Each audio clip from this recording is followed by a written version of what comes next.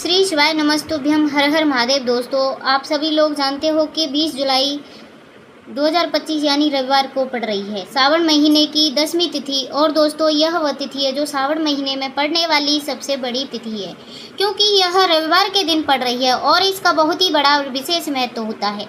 पूजनीय गुरु जी ने कहा है, अगर कभी भी मौका लग जाए और सावन महीने की 10वीं तिथि रविवार को पड़ जाए तो आप लोगों को 11 गेहूं के दाने वाला उपाय तो अवश्य करना चाहिए। इन दिनों का संयोग बहुत ही काम आता है। और दोस्तों, पूजनीय गुरु जी ने अपनी शिव पुराण की कथा में बताया, इस दिन आपको 11 गेहूं के दाने वाला उपाय तो अवश्य करना चाहिए, क्योंकि ऐसा दिन पूरे साल में सिर्फ एक ही बार आता है। दोस्तों, आप सभी लोग जानते हो कि सावन रविवार का अगर सबसे बड़ा कोई उपाय है तो वह 11 गेहूं के दाने वाला उपाय है। तो दोस्तों, इस रविवार के दिन आप लोगों को इस वाले 11 गेहूं के दाने वाले उपाय को ज़रूर करना है। बहुत सारे लोग होंगे जिन लोगों ने इस उपाय को ना किया हो, मतलब पूरा साल निकल गया और उन्होंने किसी भी दिन इस 11 गेहूं के दाने वाले उपाय को ना किया हो। पर दोस्तों, आपके पास एक आखिरी मौका बचा हुआ है जो कि 20 जुलाई के दिन है। तो इस दिन आप लोगों को इस वाले उपाय को ज़रूर कर लेना है।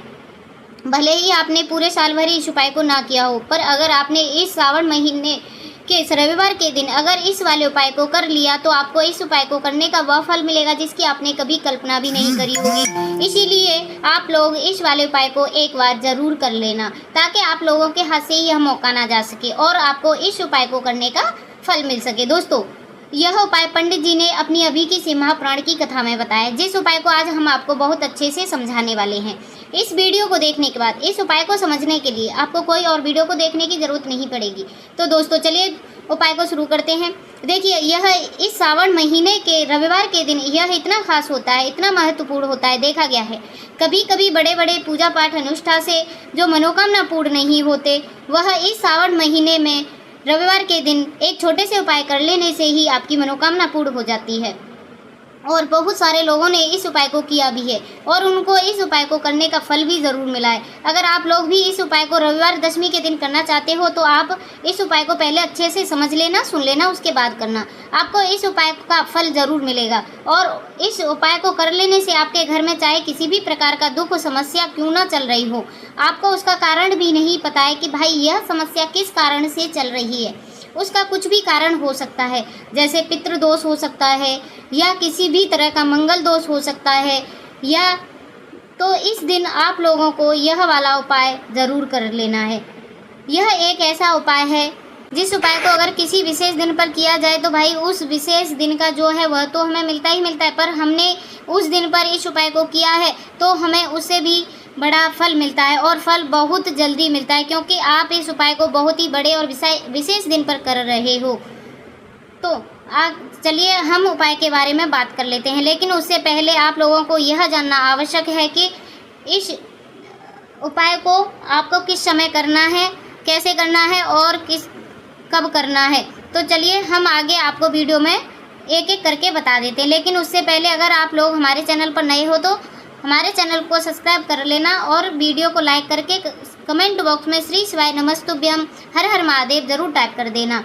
अपने फ़ायदे के लिए, गरीबी दूर करने के लिए इस वीडियो को पूरा देख करके जाना, तभी आपको लाभ की प्राप्ति होगी। यदि आज आपने वीडियो को बीच बीच में से देखा तो आपको जीवन में कभी सफलता हासिल भी नहीं होगी। तो दोस्तों, इस 11 गेहूं के दाने वाले उपाय को हमें इस रविवार के दिन कैसे करना है, किसको करना है, किस समय करना है और कहां पर करना है, यह सारे सवालों के जवाब आपको इस वीडियो में मिल जाएंगे। और जो यह वीडियो देखेगा भाई उसको 11 गेहूं के दाने वाला उपाय तो ज़रूर करना चाहिए, क्योंकि इस दिन एक गेहूं के दाने का भी बहुत बड़ा विशेष महत्व होता है।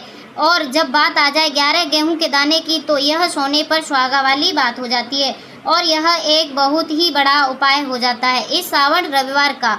अब हम समझाते हैं इस वाले उपाय को हमें करना किस समय है। इस 11 गेहूं के दाने वाले उपाय को हमें इस रविवार के दिन करना किस समय है।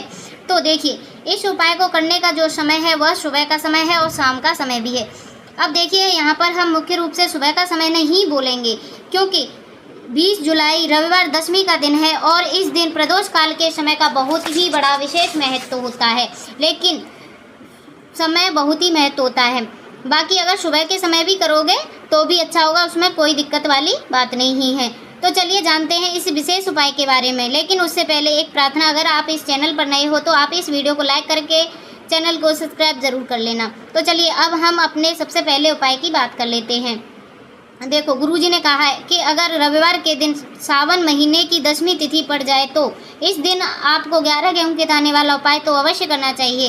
देखो यह उपाय यदि आपके जीवन में कर्ज अधिक रहता है, आपके जीवन में संकट बहुत अधिक रहते हैं, आपके ऊपर बहुत विपदा आ रही है, बार बार आपको अपने व्यापार में, अपने धन में हानि देखने को मिल रहा है, यानी कि आपको प्रत्येक कार्य में हानि देखने को मिल रही है, तो आपको यह उपाय करना चाहिए। देखिए इस उपाय के लिए आपको 11 गेहूं के दाने लेने हैं।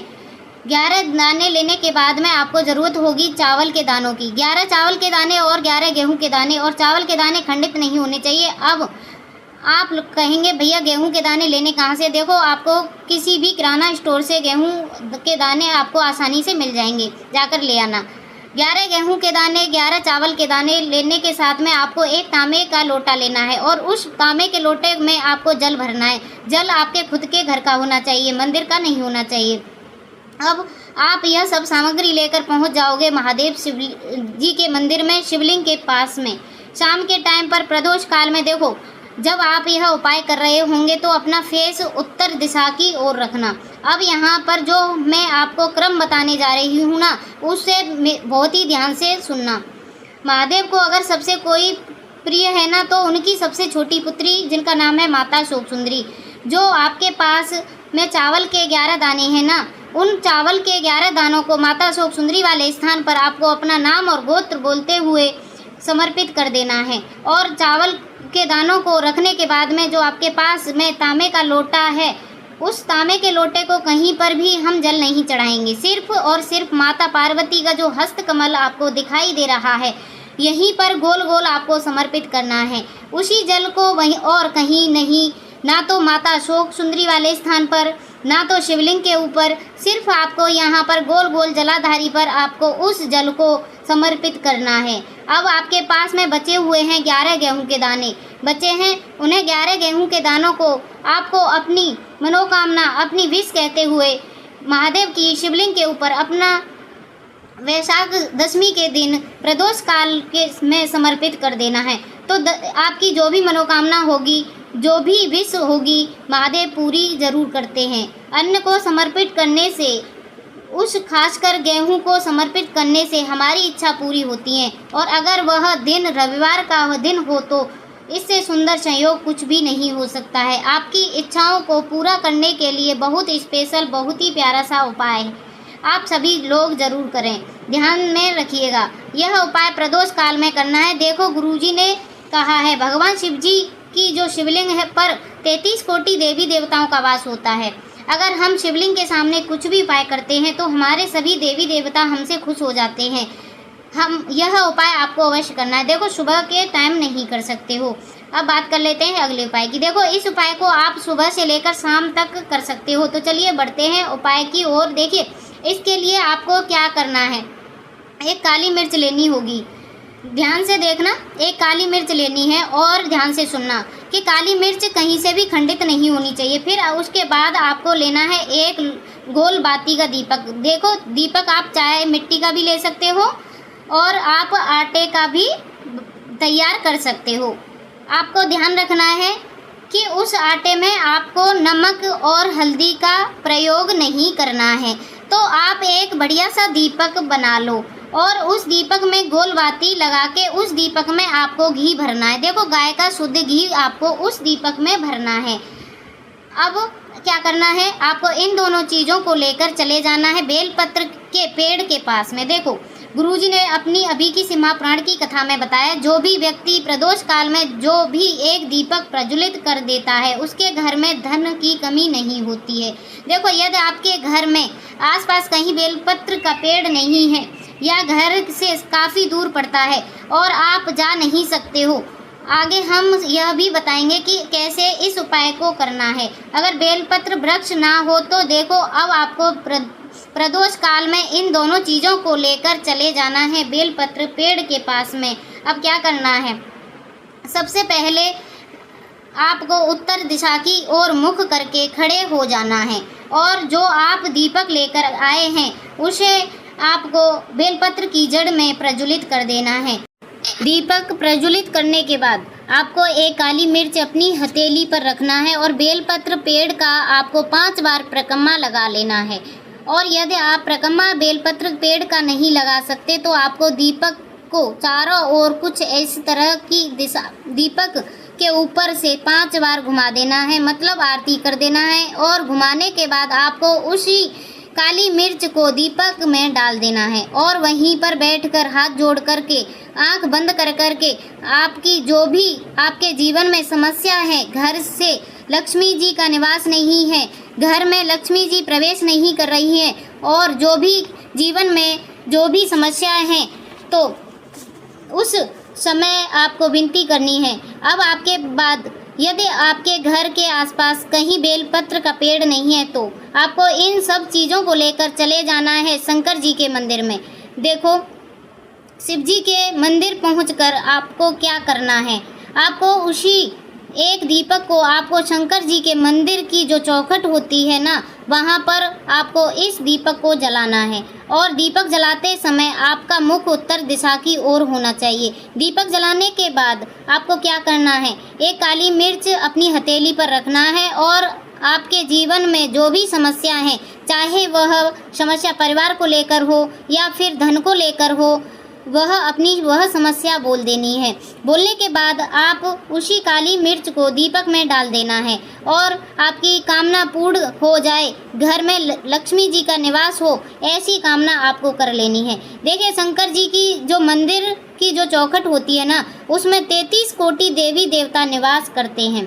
यदि आप वहाँ पर दीपक जलाते हैं तो इससे भगवान शिव जी तो प्रसन्न होते ही होते हैं, साथ ही आपके 33 कोटि देवी देवता का आशीर्वाद भी प्राप्त होता है और यह सभी प्रसन्न हो जाते हैं, जिनकी आशीर्वाद से आपकी कामना 100 पूरी होती है। आप यह उपाय ज़रूर करिएगा, बहुत ही छोटा सा उपाय है, करके देखिएगा।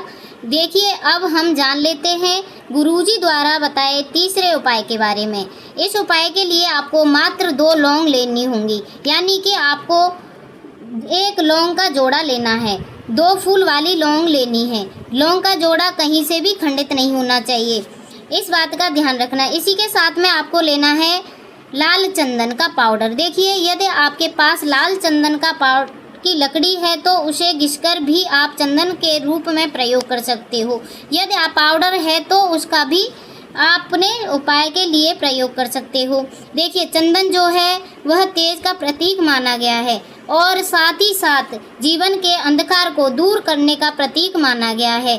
अब इसी के साथ में आपको मात्र 1 तांबे के पात्र के अंदर शुद्ध जल लेना होगा अपने घर से।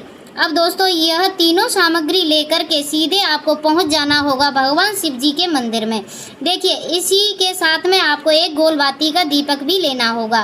दीपक आप मिट्टी का भी ले सकते हो और शुद्ध आटा मढ़कर भी तैयार कर सकते हो और दीपक में आपको शुद्ध घी का प्रयोग करना होगा।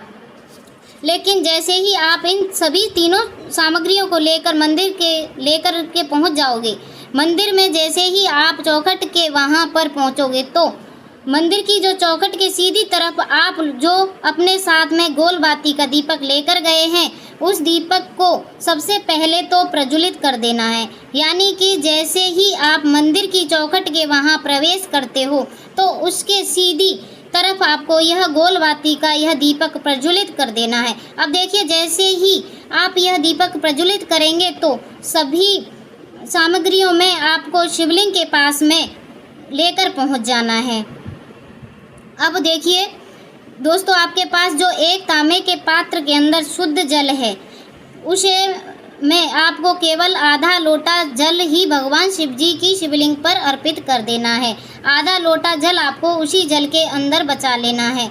अब दोस्तों, आपके पास जो 2 लौंग हैं, यानी कि 1 लौंग का जोड़ा है, उसे आपको अपना नाम और गोत्र बोलने के बाद बोलते हुए आपकी जो भी समस्या चल रही है, आपके जीवन में जो भी परेशानियां उत्पन्न हैं, उन्हें आपको बोल देना है। और यह जो लौंग का जोड़ा है, इसे आपको भगवान शिव जी की शिवलिंग पर अर्पित कर देना है। ऐसे ही आप यह 2 जो लौंग शिवलिंग पर चढ़ाओगे तो अपना हाथ जो है वह पर आपको रखना है और महादेव से आपको प्रार्थना करनी है कि मेरे जीवन में यह जो परेशानियां हैं वह भी दूर हो जाए, यानी कि आपके जीवन में धन की संबंधी परेशानियां चल रही हों, कर्ज की समस्या चल रही हों, बच्चों की पढ़ाई लिखाई में मन नहीं लगता है, घर के जो भी आर्थिक संकट हैं वह सभी दूर हों, व्यापार आपका ठप्प नहीं चल रहा है,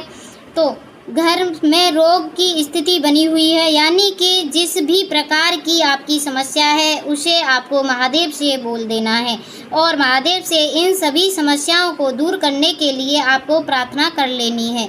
अब देखिए दोस्तों, आपने जो 2 लौंग शिवलिंग पर समर्पित की थी उसे आपको वहां से उठा लेना है और इन दोनों लौंगों को आपको शिवलिंग के उठाने के सीधे इसे जल के पात्र के अंदर डाल देना है, यानी कि आपने आधा लोटा जल और बचाया हुआ था उसी के अंदर आपको यह दोनों लौंग डाल देनी है और साथ में आप जो लाल चंदन लेकर आए थे उस लाल चंदन को भी आपको उसी जल के पात्र के अंदर डाल देना है, यानी कि आधा लोटा जल और बचा हुआ है तो उसी आधे लोटे जल के अंदर आपको यह लाल चंदन भी डाल देना है।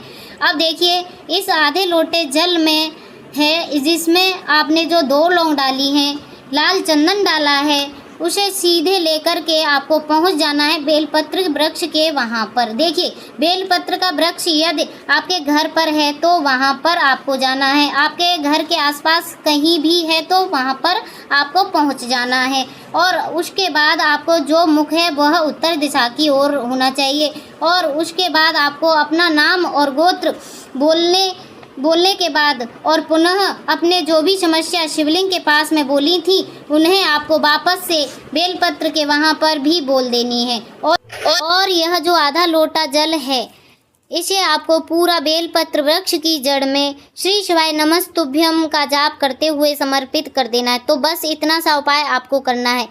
जो भी आपकी परेशानियां समस्या हैं उसे महादेव निश्चिंत ही दूर कर देते हैं। अगर दोस्तों यह वीडियो आपको अच्छी लगी हो तो इस वीडियो को लाइक करके वाणी भक्ति चैनल को सब्सक्राइब जरूर कर लेना। अब मिलते हैं नेक्स्ट वीडियो में, तब तक के लिए हर हर महादेव, ओम नमः शिवाय।